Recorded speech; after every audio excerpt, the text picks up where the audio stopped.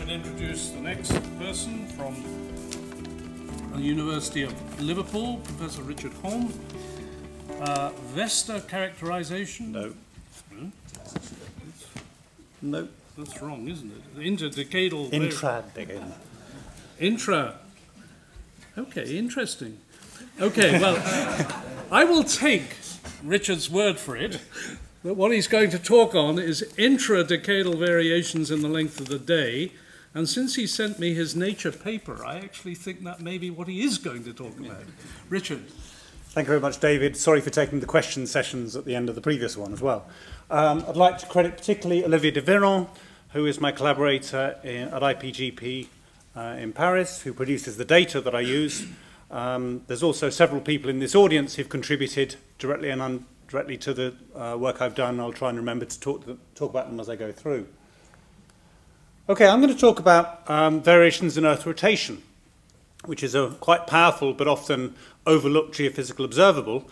Essentially, the Earth spins round. How long does the Earth take to spin round? It spins round in a day. That's a truism. The question is, how long is the day? And in fact, the length of the day varies on timescales from days itself to millions of years, millions, billions of years. It's a whole variety of different measurements. Much work has been done, particularly in this country, on geological and historical records, so geological from sedimentological or paleontological records, historical from eclipse records. I heard about that in this room, in fact, in this forum from Richard Stevenson in the late 90s. Recent historical observations from the timing of occultations of stars, and more recent observations, astronomical observations for LBI and GPS. So I like GPS particularly. It measures the speed of the rotation of the Earth by the error it gets. I do like getting information from an error from another set of measurements. So the physics of this, the Earth can go at a spin at a faster or a slower rate. So in order to do this, either there has to be an external torque forcing on it, particularly tides, or there has to be conservation of angular momentum. In other words, if one bit spins more rapidly, another bit spins more slowly, and vice versa. So I'll talk a little bit generally first. We'll talk about the long period variation. Now, back in the Devonian, from the geological record, it's thought that there were 400 days in a year, 300 million years ago. And that's on paleontological and sedimentological records. People like me think this sounds really good. The paleontologists find it a rather fringe observation, but it's always nice to take someone else's observation. But it fits with the idea of the Earth gradually slowing down, the Earth moves system evolving, the Moon receding from the Earth and imposing a torque on the Earth. More recently, observations of eclipses, which is where Richard Stevenson's work comes in, give us also a measure of the rate of rotation of the Earth, or rather the total rotation at the time of the eclipse. So there might be a record that an eclipse happened on a particular day towards midsummer at sunset 2 days after the two-headed goat was born. Now, the two-headed goat doesn't actually give us anything at all, but the fact that it was sunset rather than 2 hours before sunset and the location gives a measure on Earth rotation. This produces a general measure of the slowing of the Earth, and this is also tied up with ideas of leap seconds, additional seconds that we get in the Earth, which is an issue of some contentious nature at the moment, and in fact the society is involved with this.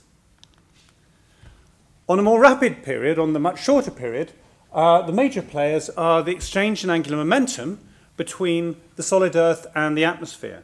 And on the top plot here, we can see 2 lines. The black line is a measurement of the length of day from these observations I've talked about, and the red line is a calculation of the angular momentum of the atmosphere, calculated from weather models, climate models, using all measurements you can get, wind speeds, pressures, temperatures, everything put together. Now, I'm a deep Earth geophysicist, and generally if I have an observation I want to check, if it plots on the same axes as what I'm trying to get, I'm really quite happy. I've been showing this for many years, many years, and I'm still absolutely staggered by the degree of this fit, by 2 completely independent geophysical observations that fit so closely. And in fact, this was what motivates what I'm going to talk about later.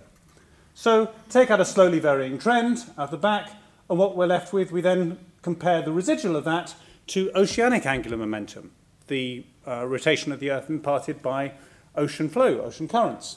And again, there's a very good fit. So there's a very good explanation of these shorter period variations in terms of the hydrosphere and how that speeds up and slows down. This background thing taken out, background trend, where's that going to come from? Well, it's been thought for some time that it comes from exchange of angular momentum between the solid Earth and the fluid core.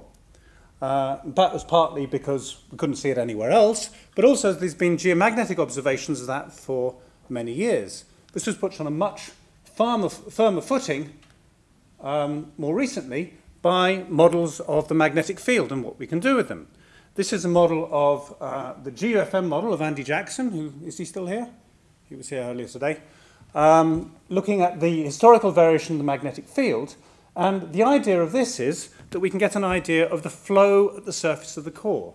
This is a model of the magnetic field plotted at the core mantle boundary, the CMB. In comment to an earlier speaker of mine, note that CMB is core mantle boundary, not cosmic microwave background for this audience. So the idea is we have these patches of magnetic field moving, and the physics suggests that these are being carried around by a flow, because they act as a tracer of the flow, like dye thrown into a river. And from that, and a number of additional assumptions, models of core flow, like core surface flow, like that are produced.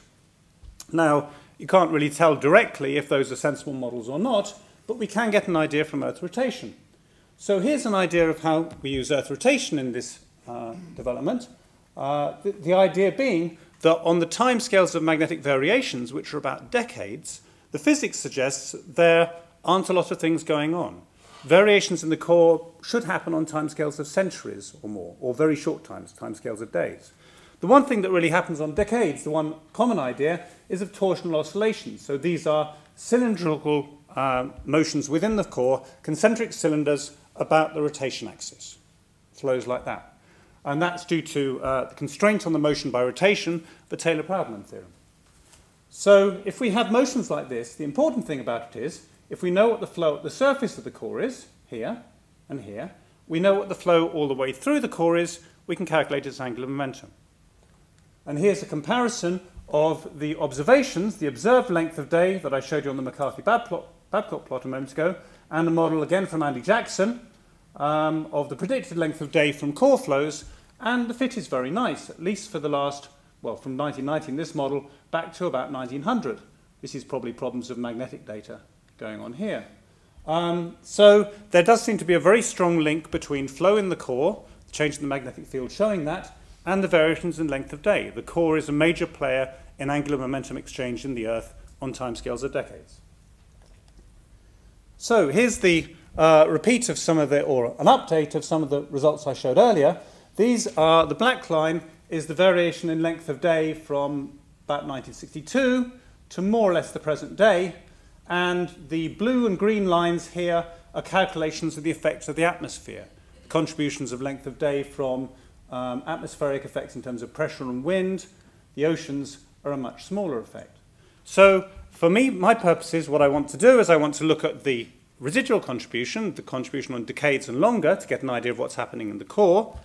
And so if I subtract the blue curve and the green curve from the black curve, I get this red curve, the residual curve in the angular momentum. We can see a large, broad-scale trend, but we can also see some kind of smaller wiggles going on in here. Now, this particular work I'm talking about was driven by some result from looking at Olivier's data, which would turn out to be much cleaner than previous data I'd worked on this. So the black line is a spectrum of the length of day in terms of the periods of oscillations that it might have. So there's an annual period, and down here is a semi-annual period. And the red line is the plot of what's left over after the atmospheric and oceanic contributions are removed. So the red line is what we might posit as being the angular momentum exchange with the core, or noise. Now, the crucial thing about this plot is have a look around the annual variations here. So if we look at, there's a very strong annual variation here, or power around annual variations, in the variation length of day, in the spin of the Earth, but it's almost all explained by the atmosphere and oceans. The solid Earth doesn't play it, or the deep Earth, there's nothing left in to play a part of. And the fact that this explains it so well is the new observation that this is so cleanly explained. There's still a remaining signal at 6 months. It's reduced, the atmosphere model explains a lot of it, and this is probably just an error. There needs to be new contribution to the atmospheric model. But the important thing about this is it's a very sharp peak. There's no side lobes to it. So there's a strong contribution in rotation rates at about 6 months. And what this means is I don't have to be clever. I can eliminate the effect of this by just taking a 6-month running average, nothing clever with signal analysis, and that gets rid of the signal, also gets rid of much of the shorter period noise. And if I do that, that's what I end up with. This is a time average, running average of the length of day having had the atmospheric and oceanic signals subtracted.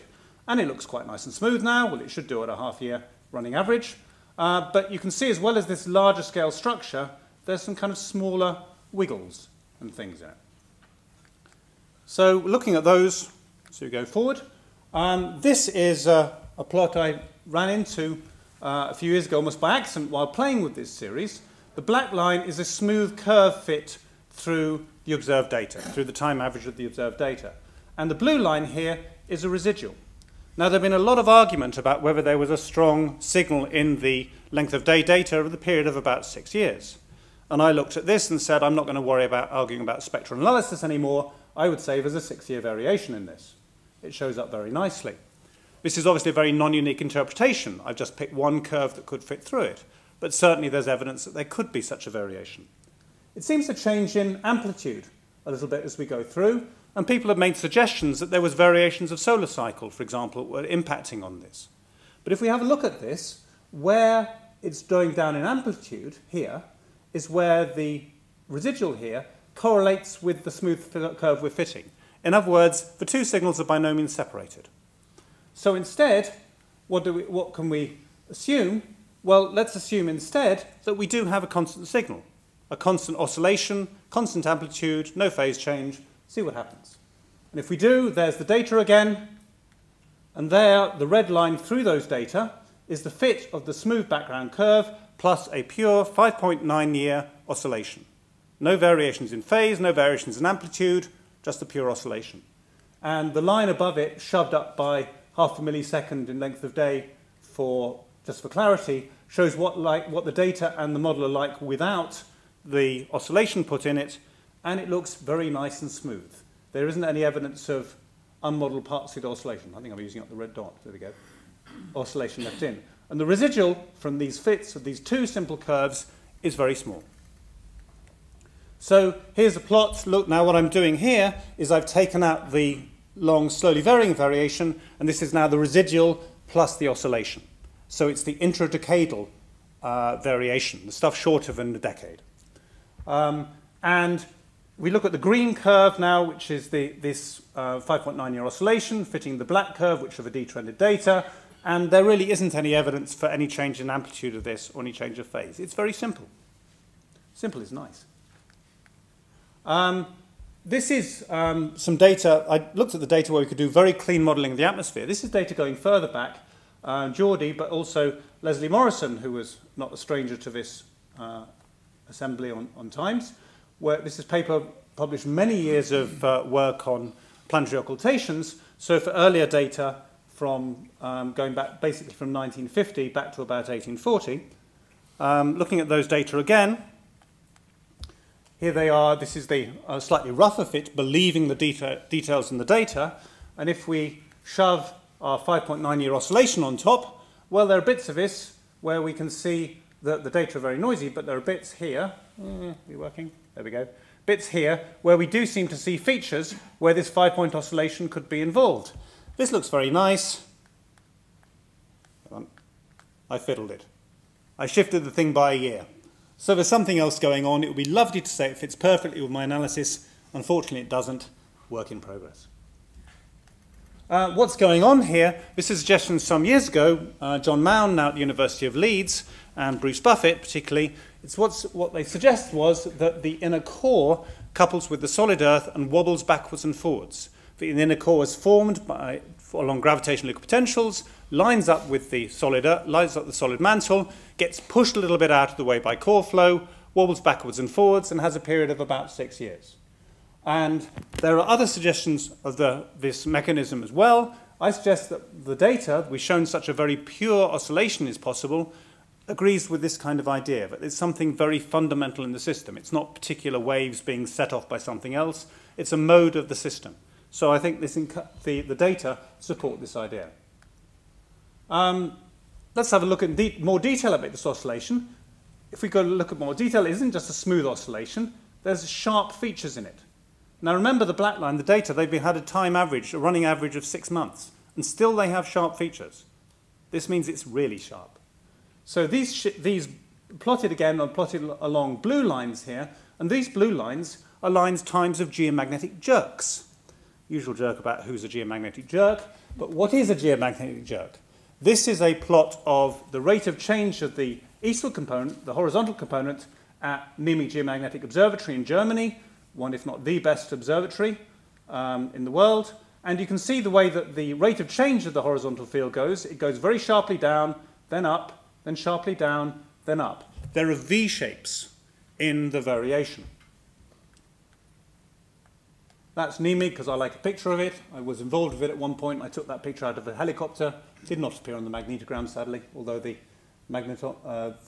principal measurer was very happy that I didn't. So we therefore have some idea, if we've got these geomagnetic signals, we might have a link to Earth rotation, particularly if we're related to these torsional oscillations. If these are moving backwards and forwards, changing the geomagnetic field, they too could be linked. This is the idea that we can quantify this a little bit more. The frozen flux induction equation, this is what was used to get the model of core flow I showed earlier. And the idea from this is, if we've got a V-shape in the secular variation, the rate of change of the magnetic field, we could have a V-shape in the flow, and therefore in the V-shape in the length of day. So these are these sharp features in the length of day curve I talked about. And this will be a jump in the torque between the core and the mantle. So here's a plot of the oscillation again, and this red dashed line is the timing of geomagnetic jerks measured in surface data. This is work by Miwara Mandea, as she is now, way back in the mid-90s. And what we can see is the peaks in the geomagnetic signals line up with the peaks in the oscillation. And the peaks are a different height. That's far more a reflection of where magnetic observatories are than that peaks are more significant than others. But we can see that the timing lines up very neatly. These features seem to happen at about the same time. And if we have a look at this feature here, this is a bit wider, not quite so sharp. So is the length of day feature at the same time. Again, this is wide. There's lots of kind of detail going on here. There's strong evidence that there's a correlation between the geomagnetic signal and the rotation signal, and they're happening at the same time. We can look at this in more detail in terms of satellite data. There have been magnetic satellites orbiting from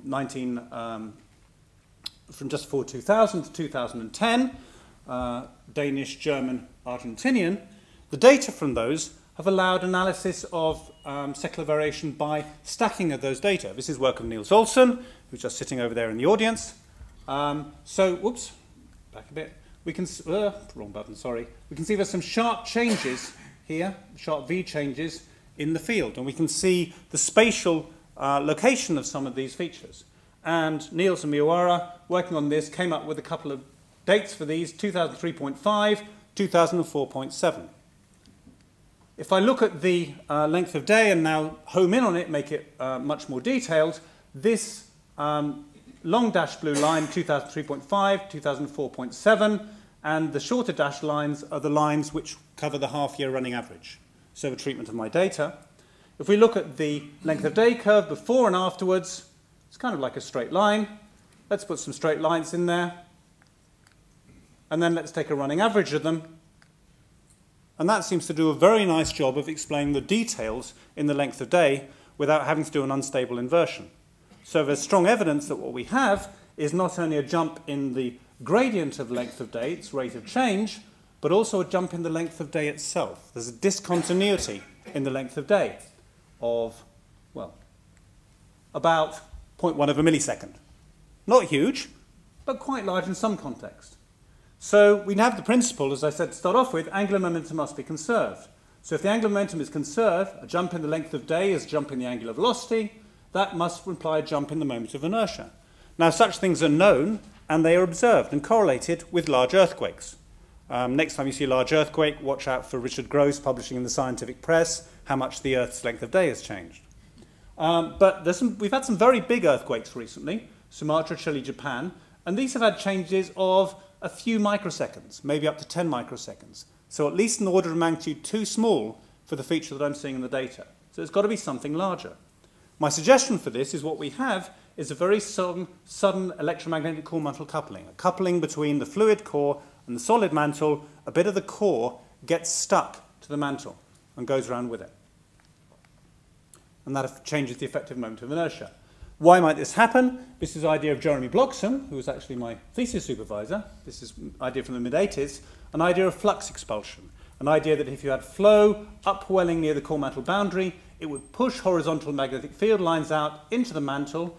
These might interact with the weakly conducting mantle, and if it pulled a little bit of the fluid with it, because of these cylinders, it would tend to pull a whole of the cylinder with it as well.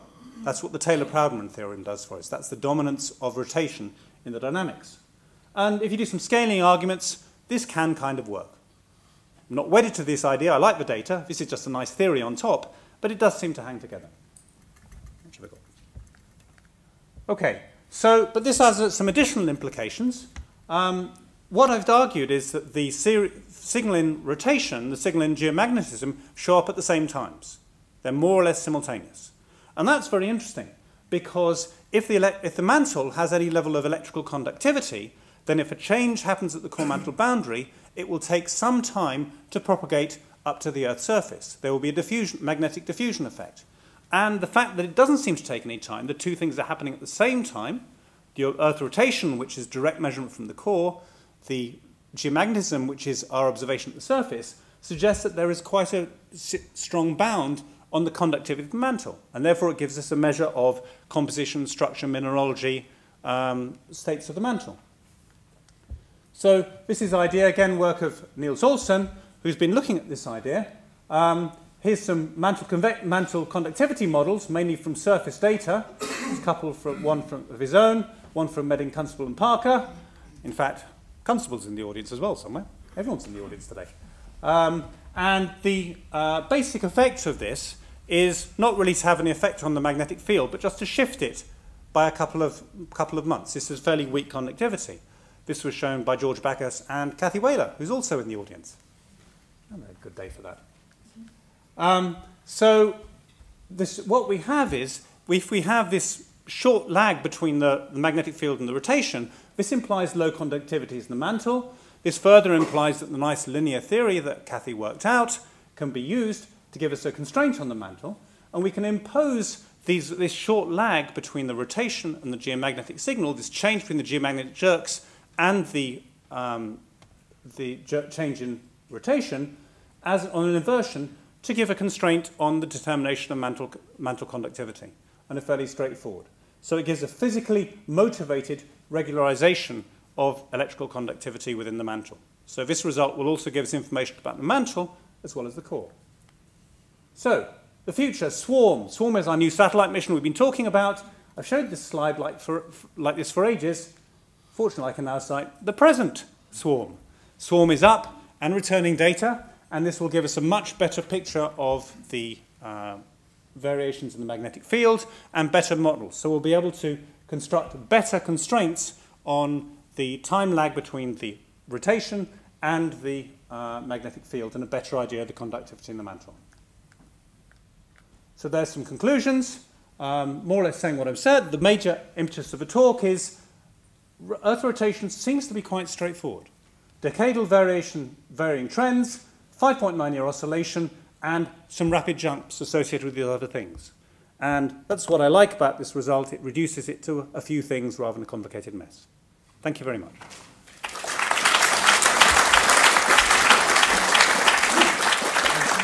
How's your timing? I don't know, it's 5 o'clock, so we start here. Be okay. Any quick questions? Okay, Andy Jackson. That could be Andy. Andy's up first. Andy?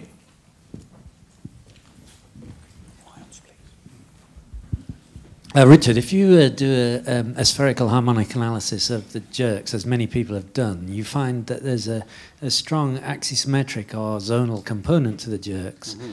And you probably agree that the torsional oscillations are not capable of creating any zonal component. Yep. So do you still want to argue that the jerks are really linked to torsion oscillations, which wouldn't give you that part of the signal? I argued that they were linked, but they weren't caused by. I argued that the torsion oscillations were in fact a consequence rather than a cause. So if you have this upwelling, the field force in, you've got this kind of lump of field coming up, then that would be the primary driving mechanism. That would certainly give things that weren't just zonal effects or produced by torsion oscillations. So I think is the lump of field likely to give you an axisymmetric signal as well? Come up with an alternative explanation, I'll be happy for it. I like the data best. But it isn't just torsion oscillations. You're quite right. Okay, well, one more. Miles? Back in 1967, sorry, I published a little letter in Nature suggesting that there could be a link between the activity of core convection, magnetic activity of core convection, which would transfer angular momentum in and out, would change the oblateness of the CMB, and this would change the moment of inertia of the Earth, and therefore would possibly account for LOD changes. And in fact, if one does a little sum, you only have to change the, I can't remember the actual amounts of LOD that I was considering then, you only have to change the LOD, the core shape or oblateness by 6 inches to do it. Okay. There are also signals correlated to geomagnetic jerks related to Chandler wobble and changes in phase. So that's the components we haven't talked about. A overall change of the core mantle boundary, even of only 6 inches, I can conceive more easily of a localized change, but no, it's an interesting thing to consider. The crucial point is that you don't actually need any force transfer between the core and the mantle to do this. It's merely a question of shape.